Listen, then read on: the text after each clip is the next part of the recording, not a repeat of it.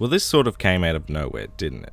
I mean, the speculation around this remaster has been talked about since the first Modern Warfare was remastered, but this game just shadow dropped on us. I know Call of Duty now is almost a dirty word due to Activision's greed and yearly releases, but it is a series I really do enjoy, and whilst personally my introduction to this now lengthy series was Call of Duty 2, the game that got me absolutely hooked and the next entry I played after 2 was Modern Warfare 2. So when I found out the game was getting a remaster and that it was releasing, well, when I clocked off of work, I got home, downloaded it immediately, and now have beaten the campaign yet again. But this time, well, it looks prettier. And because this channel is essentially based on covering games I'm nostalgic for, I thought I'd drop a little bonus video talking about my thoughts on Modern Warfare 2's remaster and see how the core game holds up today.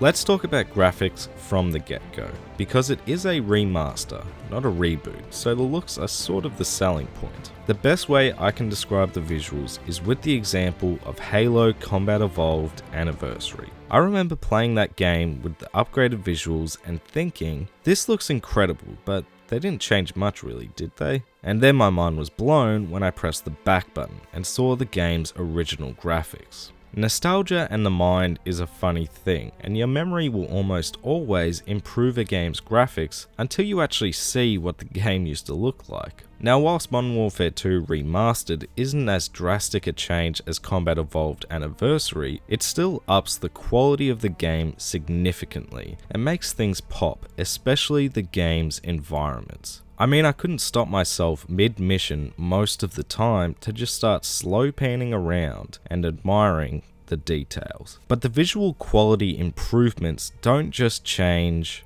well, the game's visuals, but also how I experienced the campaign this time around. They make the action set pieces more epic. The silent assassin missions feel more stealthy. Driving around in a Humvee on a turret now makes you feel more vulnerable. It really helped make what is the exact same campaign you know and love feel more fresh. Now, as for the gameplay itself, as I said, this is the campaign you know and love, so instead what I'm going to be going over is some moments that hit a little differently for me this time around, now that I'm playing this game as an adult, and the biggest mission was no Russian.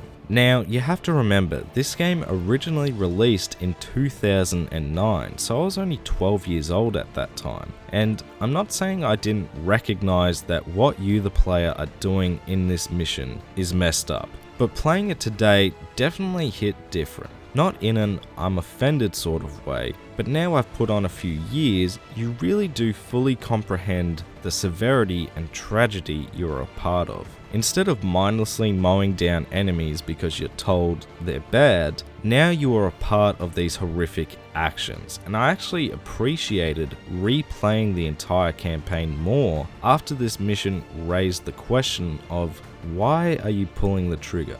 On a happier note though, missions like entering the Humvee and having to watch every rooftop, window and alley made me feel more vulnerable and on edge this time around. Driving a snowmobile and taking out enemies along the way felt even more satisfying after a mission focused on stealth. Emerging from the water and entering a mission of stealth after a marathon of action before it, even just playing out the story with the now iconic characters and experiencing the betrayal from Shepard all over again, it was all still a blast to play.